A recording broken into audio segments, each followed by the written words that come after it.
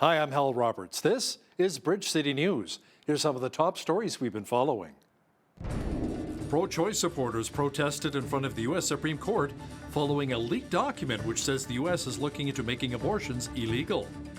An investigation revealed that a lot more people died following an attack on a theater in Ukraine that was housing hundreds of civilians. And sheriffs have shut down another drug house in our city. We have the details of where the latest one was located. Your nation, your province, your southern Alberta. From the heart of Lethbridge, it's Bridge City News with Hal Roberts. Thanks so much for joining us. An investigation has revealed that 600 people died at the Ukrainian theater in Mariupol that was attacked during the war with Russia.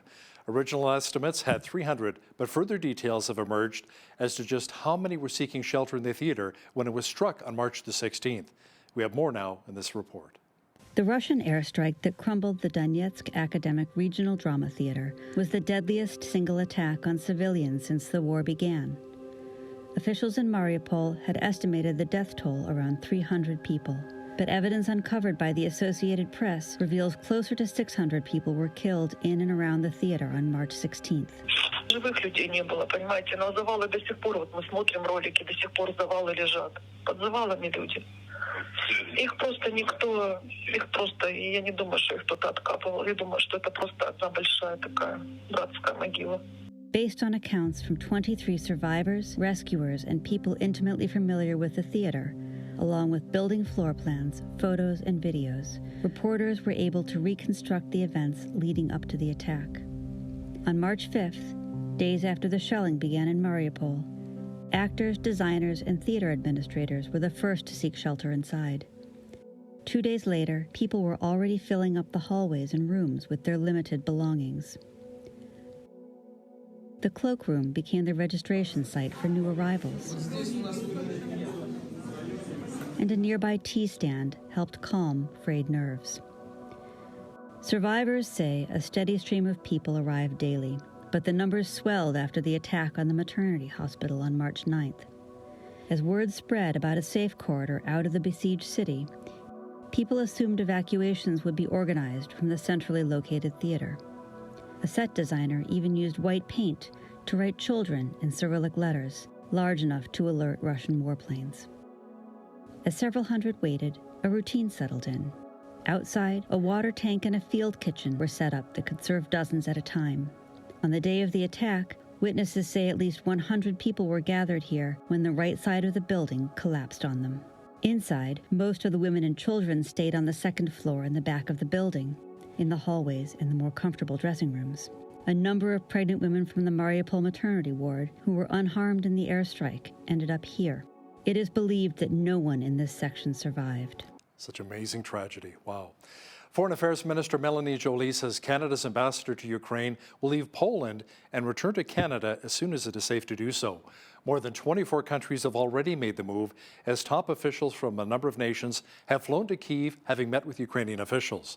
Joly would not say if she or any other Canadian official will visit Ukraine during its war with Russia, but said Ambassador Larissa Galadza will return to Canada as soon as security is cleared.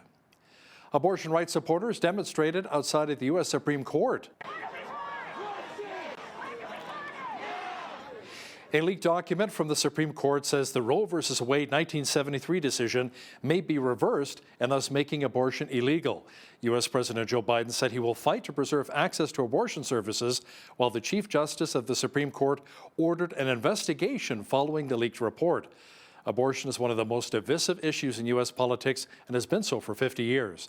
The news broke around 6 months before midterm elections that will determine if Democrats will hold on to their majorities in the U.S. Congress for the next 2 years of Biden's term.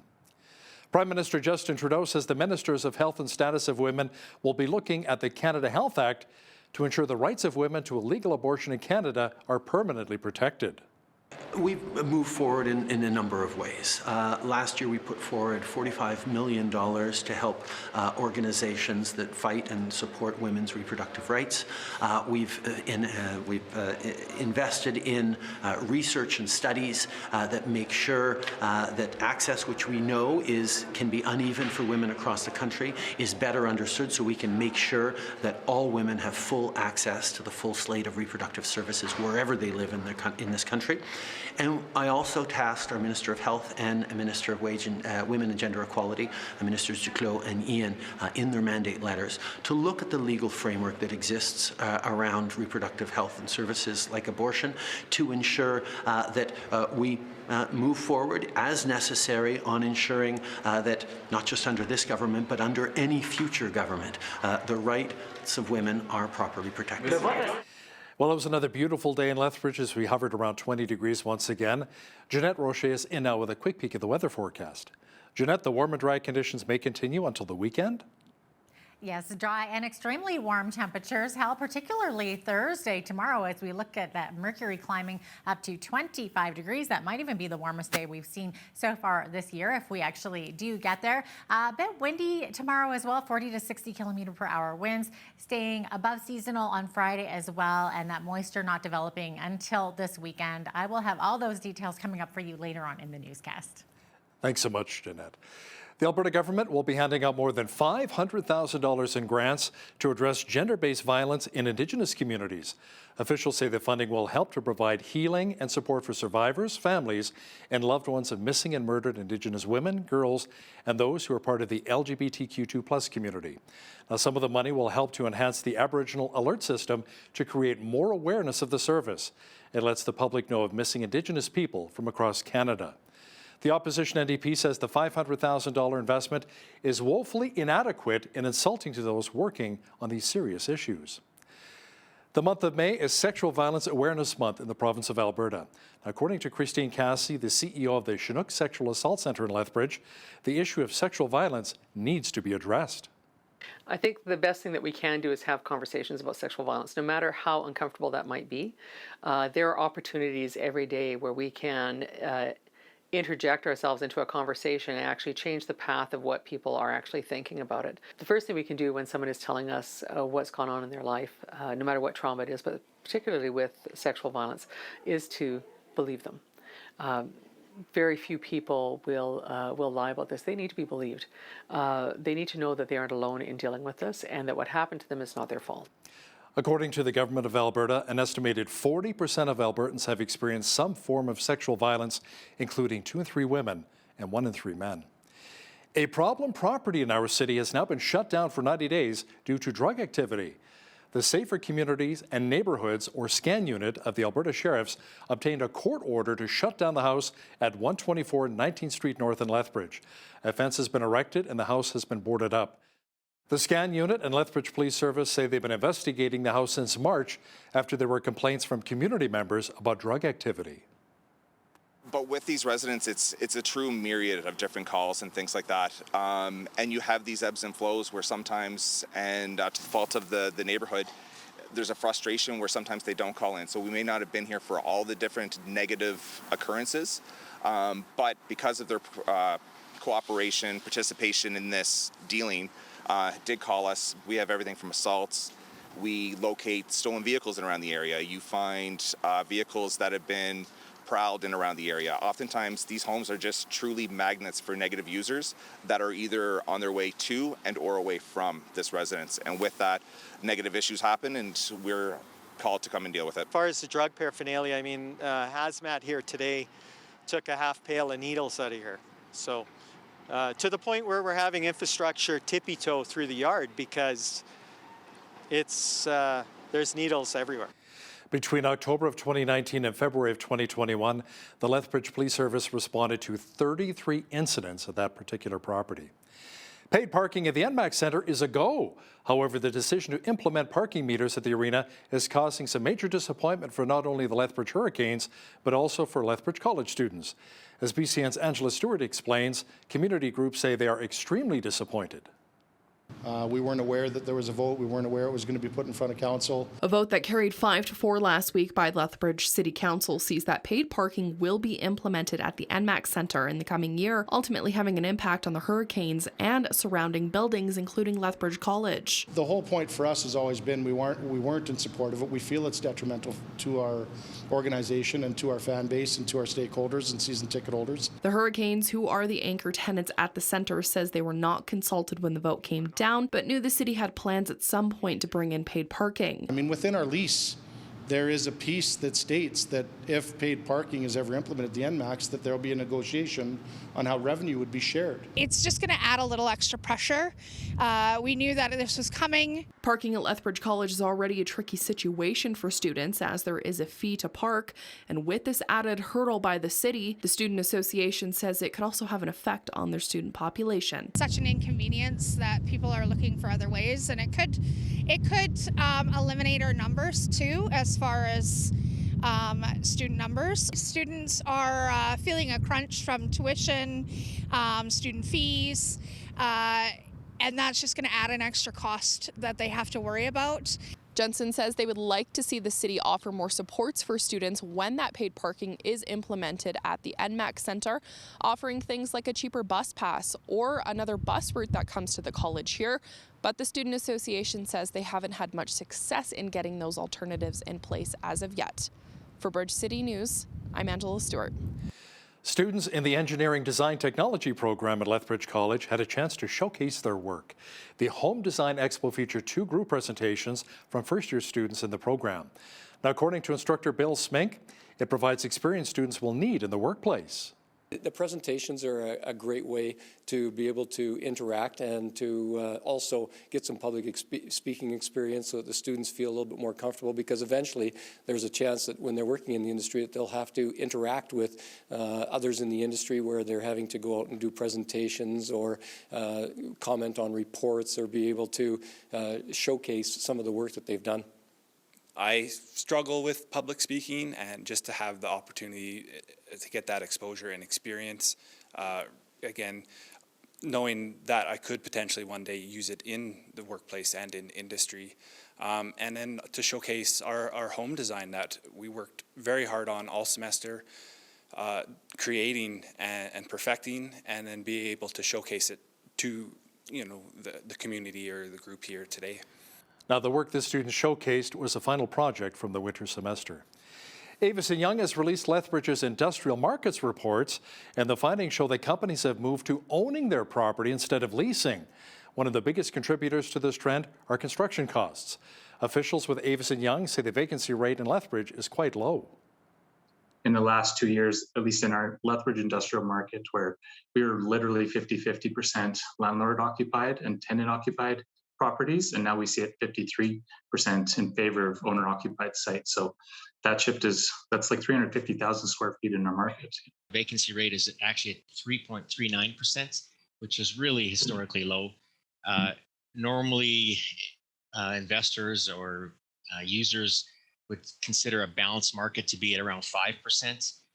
Right now, again, like I said, we're at 3.39. In 2020, we tracked it at 4.4%. And the vacancy rate in surrounding areas like Calgary and Edmonton are similar to Lethbridge, with Calgary sitting at around 3.3%. May the 4th be with you. Wednesday marked the official celebration of Star Wars Day. As BCN's Micah Quinn reports, a few businesses here in our city are having fun with some colorful Star Wars creations. The most popular item that we have is actually Darth Vader mug. This Darth Vader mug at Color Me Mine is one of many Star Wars characters that cover the shelves of the Pottery store. If you stop in, you'll also notice other favorites like Chewbacca, R2-D2, and even a lightsaber that you can paint. My whole generation grew up with Star Wars movies, and well, I would be the fan until the rest I live. This is something I really like. Staff say there's no limit to the creativity of how you can paint your Star Wars items. You know, you can be as creative as you want to be, and we tell people that a lot. Your animals can be any color you want them to be, and the same goes for Star Wars stuff. Lots of these are piggy banks. Some of them are boxes, just open right up, and yeah, it's a lot of fun. Meanwhile, at Bootsma Bakery, staff have been hard at work making these intricate Star Wars sweets. So we like to do a shortbread cookie that has like our Baby Yodas. And then we had some stormtroopers. I think we're all out of those. They went pretty fast. And then we have the lightsaber baguette. And then we also have a lot of Chewbacca donuts. So Chewie is a pretty popular one around here. The first Star Wars movie came out in 1977 and will be celebrating its 45th anniversary on May 25th. For Bridge City News, I'm Micah Quinn. Gotta say that Chewy donut looked mighty chewy. The Calgary Flames began the playoffs with a 1-0 win over the Dallas Stars on Tuesday night. Elias Lindholm scored the game winner early in the first period on the power play. The Flames won just their second playoff game at the Saddledome since 2015. Players say the atmosphere in the sold-out building felt electric. We took it to them in the first period a little bit. Obviously, a lot of that's due to the excitement, the fans, the energy in the building, and obviously a big power play goal. And then the second wasn't our best period, I didn't think, but found a way to respond in the third and shut the door. And then obviously a great game from Markey as well. Gave me goosebumps on the bench a little bit. It was pretty awesome before the anthem and just coming out and just those couple seconds before the anthem was sung was pretty bone chilling, and that's what it's all about. That's why we play this game. No, it was good. It was fun. Even warm up was fun, and got goosebumps. So it was fun. It gave me a lot of energy. So it's good. Hopefully the Flames can come out with another win in Game 2 at the Saddledome on Thursday night. Well, it felt more like summer than spring again today in southwestern Alberta, and the warmer temperatures will be sticking around. Complete weather details are coming up.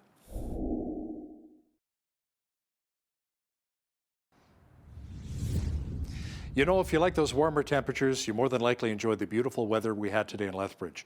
Jeanette Rocher is in now with all of the weather details. Jeanette, as the summer-like conditions continue, it may be time to put on the sunscreen once again? Yeah, well, that could be very true, Hal, particularly on a Thursday as we see that mercury climb up to 25 degrees. Could be our warmest day so far this year. A bit cloudy, though, and that cloud's going to develop a little bit more throughout the day. So maybe the sunscreen not so much until Friday. That's going to be our very sunny day. 19 degrees the high, still keeping it above seasonal there. 50 degrees the high on Saturday with partly cloudy skies. And that is when the moisture is going to begin. Rain starting on Saturday. Look at that drop in temperature there. 6 degrees the high, 9 for Monday with the rain continuing. And then Tuesday, mix of sun and cloud and a high of 12 degrees. So that moisture definitely bringing in those cooler temperatures. Average high for this time of year, 16 to the average low. 29 was our high temperature back in 1992. And in 1967, Lethbridge was sitting at a chilly -7 degrees.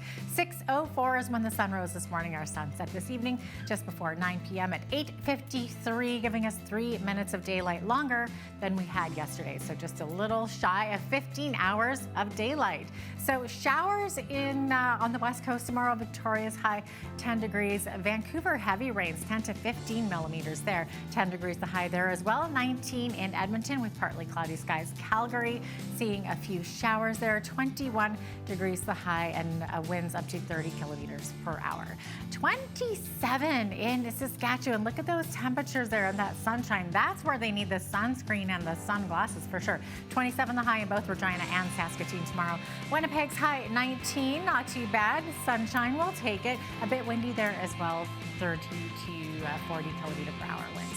Sunshine also in the central part of the country here. 15 the high in Toronto, 18 in Ottawa, and 17 degrees the high in Montreal, all with sunshine. So they might want to grab their sunglasses as well. As we look to the east coast, for Fredericton sitting at 14 degrees, periods of rain ending in the afternoon. Halifax, periods of rain ending near noon there, 11 degrees the high. Charlottetown sitting with some foggy patches and showers ending near noon. Now St. John's looking at 2 millimeters of rain starting in the afternoon, 9 degrees the high there. So there you have it. That is your forecast. Ottawa says it will spend $4.4 million to help 3 industry organizations increase Canada's grain exports. Agriculture Canada says the funding will flow to Winnipeg-based Cereals Canada, Regina-based Oat Growers Association, and the Canada Grains Council in Ottawa. It says the plan is to reach international new markets by promoting the high quality of Canada's wheat, durum wheat, and oats. The government says the Canadian grain industry generated a record $32.8 billion in fresh cash receipts last year. Maple Leaf Foods says its first quarter profit plummeted more than 70% from a year ago as it dealt with COVID-19, supply chain disruptions, and higher costs. Maple Leaf says it earned $13.7 million compared with a profit of $47.7 million in the same quarter last year. The drop came even though sales were up 7% to $1.3 billion. Company officials say the impact of inflation, the Omicron variant, and supply chain disruptions challenged the company in the quarter. Now, here's a look at today's markets. The TSX was up 279 points on the day to finish at 21,184. The Dow was up 932 points to 34,061. The S&P 500 was up 124 points to 4,300, and the Nasdaq was up 401 on the day to 12,964. West Texas Intermediate Oil was up $5.40 to $107.81 US per barrel. Natural gas was up 46 cents to $8.42 US. Gold was up 12 cents to $18.8134 US an ounce, and silver was even on the day at $22.99 US an ounce. Feed wheat is at $14.42 per bushel, barley's at $10.21, canola's at $25.79, and corn is at $12.24 per bushel. Live cattle were down 50 cents to $134.83. Feeder cattle were down 15 cents to $162.25. And lean hogs were up $2.90 to $105.10. The Canadian dollar was down slightly over the past 24 hours to 78.45 US.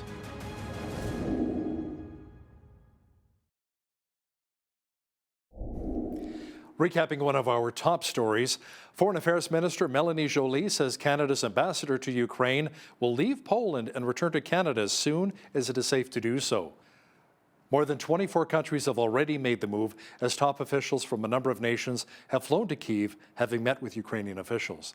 You know, work can be stressful at the best of times, meeting deadlines, being on budget, and getting along with all of your coworkers.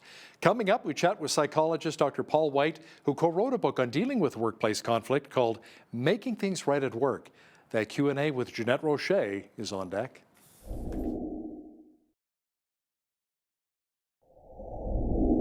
Well, I think all of us have some stories we could share about conflicts we have experienced at work. Sometimes we even dread going to work because of the stress that we know that's waiting there for us. Joining us today to learn how to better deal with this is Dr. Paul White. He's a psychologist, a consultant, and co-authors of a new book. Actually, not such a new book, but Making Things Right at Work, which is available at appreciationatwork.com. Welcome to Bridge City News, Dr. White. This book sounds like such a success. We were talking a little bit offline there, and it's such an interesting topic. So conflict in the workplace, this is an area you specialize in. In fact, it's, in my opinion, one of the most asked questions in job interviews. So how do you deal with conflict in the workplace? Well, there's a lot of different things you can do because there's different kinds of conflict. And in fact, some people don't connect with the word conflict as much as tension or friction, you know, that they sort of don't feel like, well, I'm not in a fight. But a lot of it has to do with some very simple kinds of things like miscommunication between people that, you know, I thought you were going to call that client yesterday and you thought I was, and we come today and we realize nobody did, and, you know, have to deal with that. Or different expectations about situations, about whether, you know, you pulled off an event and one person thinks it went pretty well, and then another person thinks that, boy, we left a lot that still could be done better. And so it's there. We're people, we make mistakes, we don't communicate real well. And so really, I've found that it's more important for business leaders to not focus so much on avoiding conflict, but building tools on how to deal with it once it's there. Now, we were chatting, you co-authored this book with, is it Gary Chapman? He's the author of The 5 Love Languages. So maybe talk about how that came to be. Yeah, so I consult with family-owned businesses and deal with the relational issues there. And in doing so, found that family members, I had one father said, I think the plan for succession is going well. And the son said, it's a disaster. I can't ever please my dad. And there was a gap there. And so, I thought, well, maybe the 5 love languages could apply to work. So I approached Dr. Chapman, and 10 years ago, we wrote that book, The 5 Languages of Appreciation in the Workplace. And it's been used by lots of companies, and we have an online assessment that goes with it. And then over time, we've written on toxic workplaces, and then this one on, sort of the practical ways to help deal with conflict at work. It's such a meaty topic, and one that unfortunately doesn't seem to go away, does it?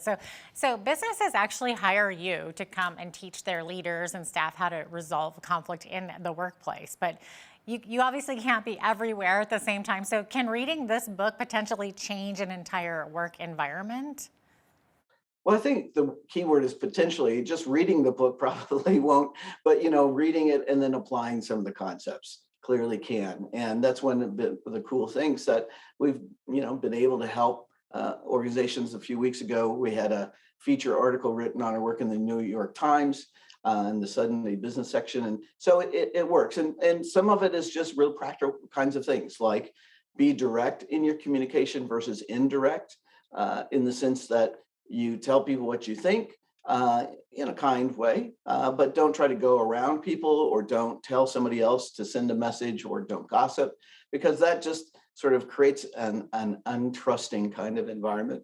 And the other thing is lots of times when we have a tense situation, we react real quick and sort of shoot our mouth off, or get too angry. And another practical thing is just to slow down, just take a breath, sort of wait, maybe ask a question of clarifying and say, I'm sort of confused.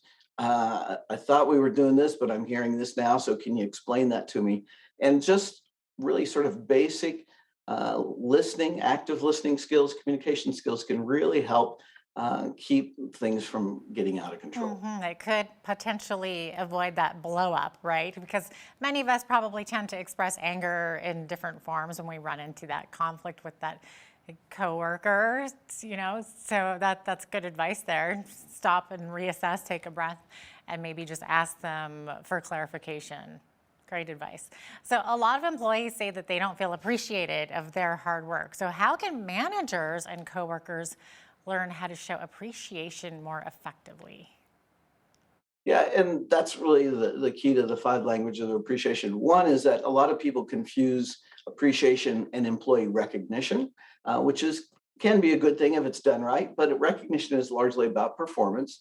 We believe appreciation includes that, but it's about the person, because we're not just work units, right? We're not just sort of production units, but we're people. We have lives, and we have characteristics that are valuable beyond production. I like to work with cheerful people more than grumpy people. And so, I can call attention to that, to a team member who's got a nice smile and a great laugh. And the other part is that when people hear the word appreciation, they think mainly about words, saying thanks or giving a compliment. But our research, and we've had over 350,000 people take our online assessment, finds that, people want to be appreciated in different ways. There's words, there's quality time, which could be individual time, or it could be hanging out with your colleagues and friends. An act of service can be when you're working on a really tough project, time limited, what somebody can do to help you get through that. Tangible gifts is another language. It's not bonuses and raises, but it's just small things that show that you're getting to know your colleague. So like their favorite cup of coffee, or maybe a magazine. If they're going to plant a garden, you say, hey, you're going to do that. I thought you might enjoy this. And then even physical touch. And physical touch is the one that people, we're going to get sued. Especially in the workplace, right? Well, yeah. But what we found is physical touch is just spontaneous celebration, right? It's a high five when you finish a project. It's a fist bump when you solve a problem, and can be a congratulatory handshake. But it's interesting that over half of the employees that we've assessed want a different language than words. Words is sort of the big one. It's still about 45% of the employees, but if you only use words, you're going to miss the mark. And so we've created an assessment as well as a book, and then some training materials to help leaders and colleagues communicate it, because it's not just top down from leaders, it includes colleagues as well. Yeah, that's interesting. So really, you really are going through those 5 love languages, like what a couple would do with the acts of service and the, the words of affirmation and stuff. So really, those can almost be applied to almost any relationship in our lives then, can't they?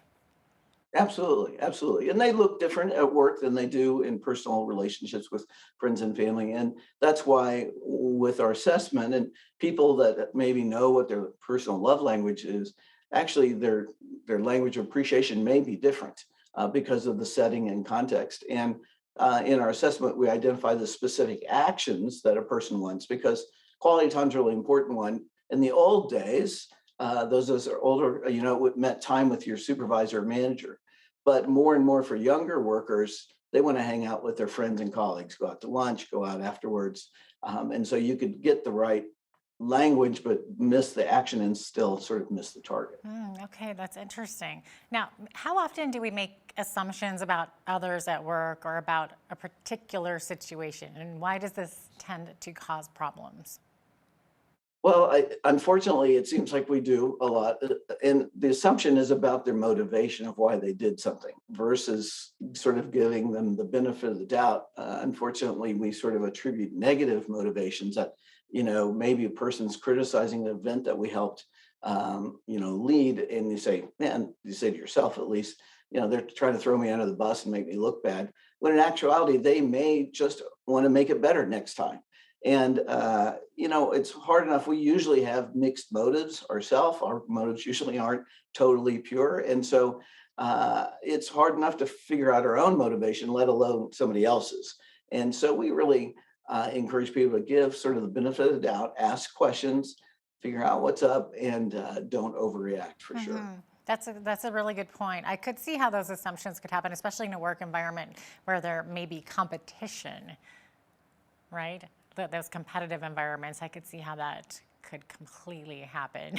One of the key sort of concepts that we believe is that, employees are people, and the way that we get along better often is to get to know the person, because usually there's some touchstones and touch points where we can identify and understand them better, so that we're not just totally guessing and coming from our own perspective solely. Yeah, great advice. How about communication? What kinds of miscommunication can cause conflict, and how can we improve on this? It's interesting. As a psychologist, I used to teach master's level counselors. It's the same skills we teach counselors, and it's what's called active listening. And it's that simple thing of when you hear somebody say something, before you respond, especially if it's sort of a large amount of information, it's good to summarize and say, okay, so you're saying, that from your perspective, the event went okay. There's some things that we can improve and, maybe plan ahead more or whatever.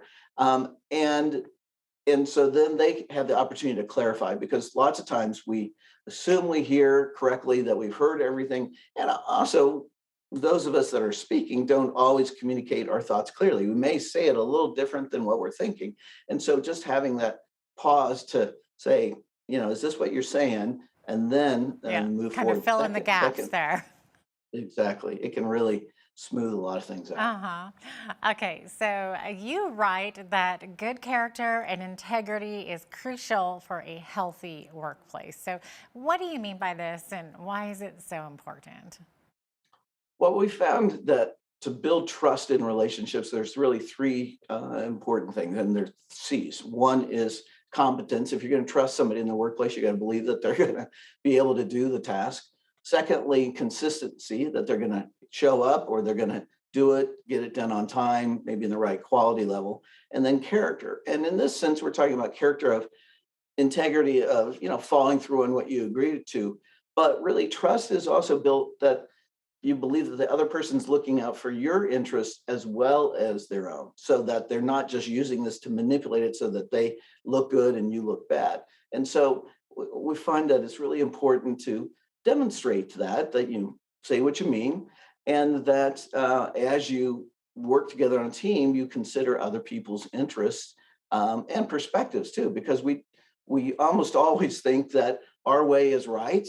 but it's not always the only right way or the only piece that we need to consider. Here's a big one. So when we mess up at work, That never happens. It never happens. Everybody at one point in time has messed up at work. So how do we deal with that? It can sometimes be challenging to own up to it. So should we apologize for anything and everything that goes wrong, or how do we know what warrants an apology exactly? Yeah, I think no, we shouldn't apologize for anything and everything. And some people do, and it sort of gets in the way, right? But I think when we've done something or not done something that created some negative event or consequence, either to the organization or to some of our teammates, I think it's reasonable to consider apologizing. And the first thing is just to accept responsibility and say, I didn't do that the way I should have. Sorry about that. And part of that is, sort of being sorry for the negative consequences. You don't have to take full responsibility for everything, because that's usually not the case. But you say, man, I'm sorry that I was late in getting this, and I see how it created some stress for you. And just starting there, and our colleague, Dr. Jennifer Thomas and Dr. Chapman have written a book, The 5 Languages of Apology, and there's a fuller way to apologize. But if you at least start with those, accept responsibility and sort of say, I'm sorry for the negative results that happened, it's a good way to get going. Wow, saying I'm sorry, it's a whole chapter, a whole book on itself. Who knew? Who knew there were so many ways to apologize? So what about rebuilding relationships with people that we have had conflict with at work numerous times? Maybe how do we put it behind us and move forward? It creates really awkward situations sometimes.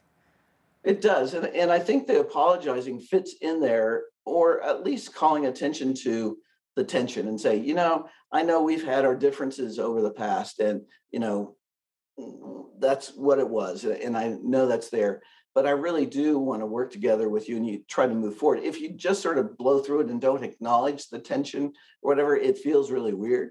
And that's where building trust is. And we have a couple of chapters on that, as far as most of us, when we think about trust or building a relationship, we think about it globally. Like, I don't trust, Bob, or I don't trust Rebecca, but it's really situation specific. It's like, I'm not sure Bob can handle that project solely by himself, or I'm not sure that Rebecca, has the skills to really handle this large client. And so what that does is it allows us to specify the situation and then look at those 3 C's of competence, consistency, and character, and build a plan to help rebuild that. Whether that's you having a hard time trusting the other person, or maybe another person having a hard time trusting you, and say, where do I need to grow in this? And specify that and work on it together. Okay. Any advice on how to deal with a boss who tends to be critical or unappreciative or unrealistic expectations? Yeah, I did research on toxic workplaces and literally toxic leaders, and it's called Rising Above a Toxic Workplace. And, there's a difference between sort of a difficult boss or somebody that you're, just different from, and a toxic leader. A toxic leader really is somebody who is all about themselves, and everything is for them. They use people, they withhold information, they distort information. You probably want to get away from those kind of people, the really toxic ones. The tougher ones, I find a helpful strategy is to have somebody that you can use as a sounding board, because we get in our own head and our own history and emotions, and we maybe aren't interpreting things right, and say, when he said this in the meeting, it really hurt me, or it agitated me. How did you hear that? And get some input from people that you trust their judgment. And that helps us be able to sort of maintain a reality base. That's part of the problem of COVID and remote working. When we get by ourselves for a long time, we get weird because we don't interpret things correctly. And so we need feedback from others. All right. Well, it looks like we are out of time, but thanks so much for being with us today, Dr. White. Appreciate having you on. You bet. My pleasure. Thanks for having me.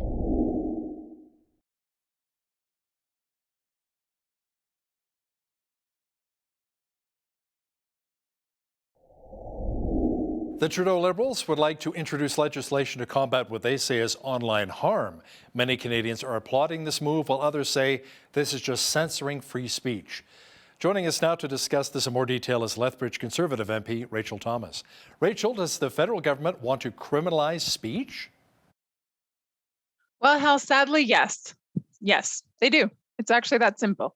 And it's not just one piece of legislation, but I would argue that it's actually a very concerted effort through 3 pieces of legislation. So we already see 2 of those on the table, Bill C-11 and Bill C-18.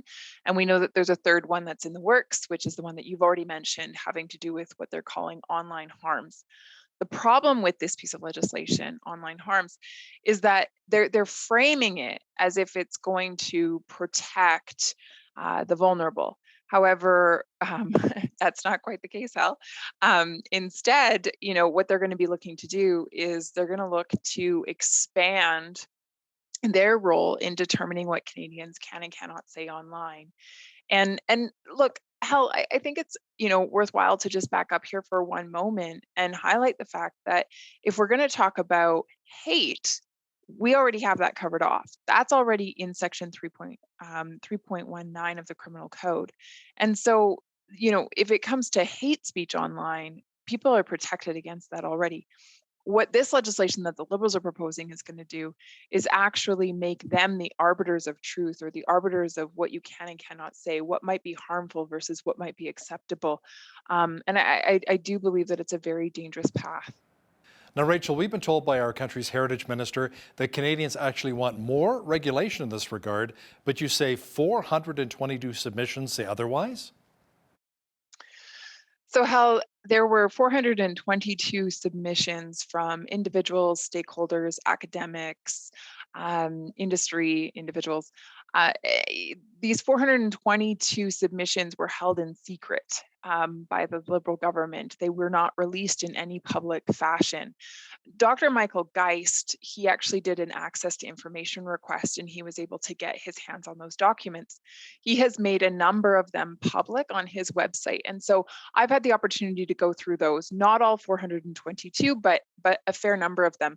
And of those that I've had the chance to see, they are incredibly condemning of where this government is planning to go with this legislation.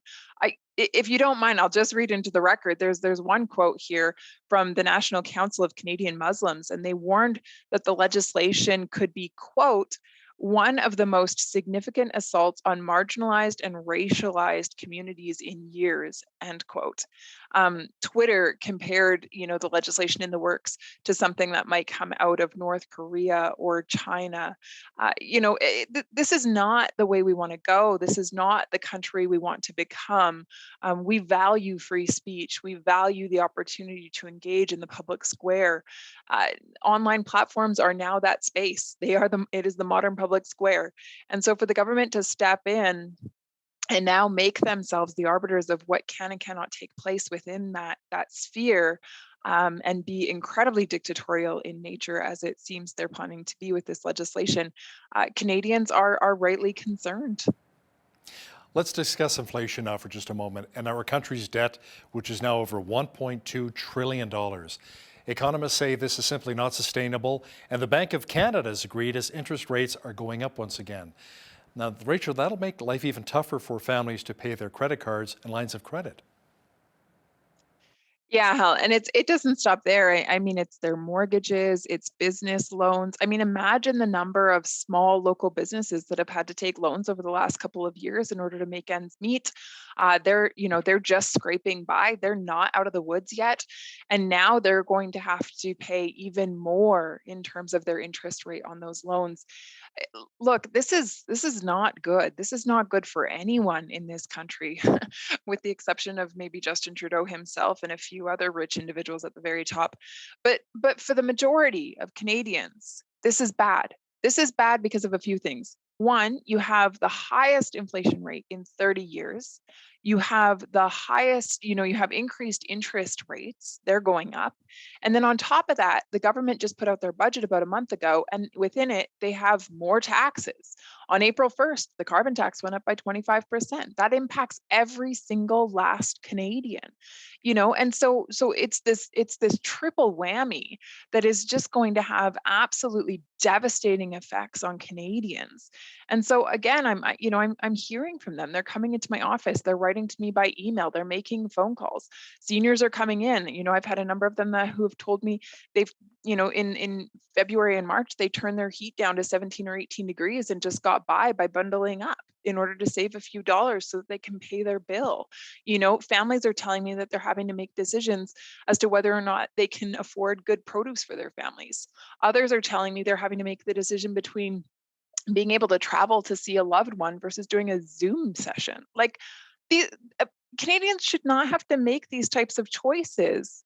And in normal circumstances, they wouldn't have to. The only reason they're put into this situation is because the government is spending nonstop, and they're not wanting to exercise fiscal restraint. It's wrong. Let's circle back to food for just a moment. I know when I go out grocery shopping, I look at what $100 buys now versus what it bought maybe even just a couple of years ago. Stats Canada, Rachel, says the cost of food has gone up 7.7% in the past year. It really is getting tougher and tougher to feed our families. So let me ask you, what's the answer when it comes to reining in inflation? Yeah, Hal. So you point to the Stats Can number of 7.7%, and by all means that's an important number. But I think if we were to put that in dollar figure, what we know is that the average Canadian family can look to spend about $1,000 a year more on their groceries. That's a lot. That's a lot of money. Especially when you're already just scraping by. And then, you add on top of that your cost of fuel and your cost of heating your home and your cost of sports, et cetera, et cetera. And families they're feeling pinched. They're feeling the crunch of this. And so you asked, what is the answer? Well, the answer is the government needs to stop printing money. Stop. It really is that simple, actually. Stop pumping the economy full of cash. Because now we have all of these extra dollars going after a limited number of goods, which just raises the cost for everything. And so, number one, stop printing money. Number two, spend within your means. Exercise fiscal restraint. Be responsible. That's what we want from our government. That's what Canadians are telling me, at least. Well, let's talk about house prices now as well. A new report says buying a home, well, basically it's double the price of a house since the Trudeau Liberals took office back in 2015. The average house price in Canada is now close to $800,000. But I'm wondering what would that be if you factor out Vancouver and Toronto? It might be around $500,000. But still, Rachel, how can a young couple hope to own a home in Canada when you'd have to come up with maybe $30,000 or $40,000 down payment? Yeah, and this one's tricky, Hal, because we're not only dealing with inflationary measures, but we're also dealing with, supply and demand. So there's a significant demand for purchasing homes, but we have a lack of supply. And so at the end of the day, we really need to get more homes built. To do that, a big part of that is scrapping unnecessary red tape, allowing builders to do what they need to do. Get the job done, get those homes built, get people into them. I think we're in a really sad place in this country right now because there are many, many, many people who hold on to the dream of home ownership who unfortunately will not be able to realize it because we've just entered into a space where for many it's unattainable. Again, I don't believe it needed to be this way. I think the government could have put, mitigating action in place that would have prevented this. What's unfortunate is that, yes, we're seeing this across Canada, but if I just hone in specifically here at home, I think in Lethbridge, we've always enjoyed the fact that our housing is decently affordable compared to places like Toronto or Vancouver or Montreal. But when I talk to realtors here, they're telling me that we're seeing the prices go up here as well because we have an increased demand, but a decreased supply. And so, we do have this problem on our doorstep. And unfortunately, that has a direct impact on those in Lethbridge who are looking to buy a home. The world was glued to their TVs watching what transpired unfolded in Ottawa with the Freedom Convoy, as a lot of truckers, who you supported as well, were fighting for our freedoms. Now, there were recent reports that the federal government refused to disclose the justification for invoking the Emergencies Act, which dealt with a lot of the blockades and the Freedom Convoy. So, Rachel, let me ask you something. Whatever happened to transparency or accountability? I don't know how. I don't know. Justin Trudeau, as the Prime Minister of this country, has touted from the beginning, from 2015, the moment he took office, that he was going to be open and transparent. But I can give one example after another of where that just has simply not been the case. Here we are. We are, reviewing the Emergencies Act. There's a special committee that's been set up to do this, as the legislation requires. And they're looking at it because it was unprecedented. It was a massive power grab, and it does have to be justified. And so it is this committee's responsibility to look into it and to make sure that it was in fact required. Here's what needs to be measured. Were there any other laws in place that could have dealt with the situation at hand? If there were, then it's unjustified. However, if the power wasn't there or the legislation wasn't there in order to properly deal with this problem, then sure, the Prime Minister would be justified in his actions. This committee's responsibility is to do the investigative work, which means that the minister and the government need to cooperate, which means they have to make available the documents that they reviewed in order to come to that decision. They have been refusing at every turn. They refuse to provide this committee with any of the information that is required to make a determination as to whether or not this power grab was justified. And so it's incredibly frustrating for the members of this committee, but most importantly, it's frustrating for Canadians because they deserve answers. They deserve answers. They deserve for the government to be held accountable. They deserve to know that democracy is being upheld. They deserve to know that the Prime Minister is acting in their best interest. And when the minister thwarts the process, democracy is brought under attack. Rachel, our Prime Minister Justin Trudeau talks a lot about reducing our carbon footprint in our country, yet Trudeau has flown over 50,000 kilometers over the past 7 weeks. This is all the while the Liberals plan on capping emissions in the oil and gas sector by 40%. Something really doesn't add up here. Yeah, hell, the hypocrisy is rich, isn't it? Look, the Prime Minister, he can jet set all over the place, no problem. Meanwhile, he will punitively punish those individuals who are just simply living their lives, right? You want to heat your home? Shame on you. You want to drive to work? Shame on you. But meanwhile, the Prime Minister can get into his private jet and just, fly all over the place. What's interesting here is that if we just take a step back and consider the fact that the Prime Minister is not paying his own carbon tax on that fuel. No, Canadians are. Canadians are paying for the Prime Minister's carbon tax, for the carbon tax that is applied to the jet fuel that he is using to go fly himself all over the world multiple times over. Isn't that interesting? So they're not only paying their own carbon tax, but they're paying his as well. Meanwhile, he's touting this narrative that we are being too hard on the environment, that there is emissions are too high. And so in order to change our lifestyle, notice, we need to change ours. He doesn't need to change his. So in order to change our lifestyle, he's going to implement a carbon tax in order to help us behave differently. How hypocritical could you be?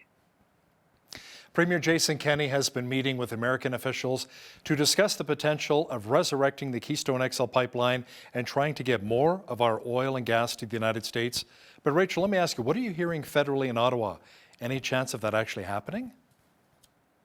Again, Hal, a really great question. I'm not hearing a lot about this in Ottawa. Unfortunately, I really wish I was.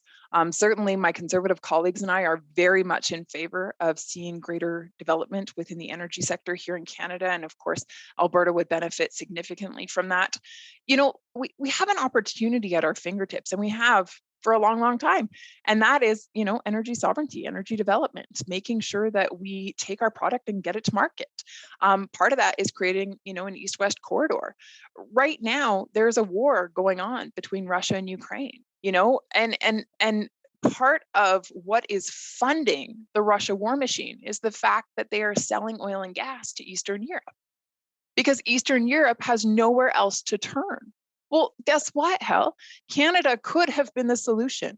We could have been the solution. And we should be looking to that for our future. We produce oil and gas ethically. We produce oil and gas in an environmentally sustainable way.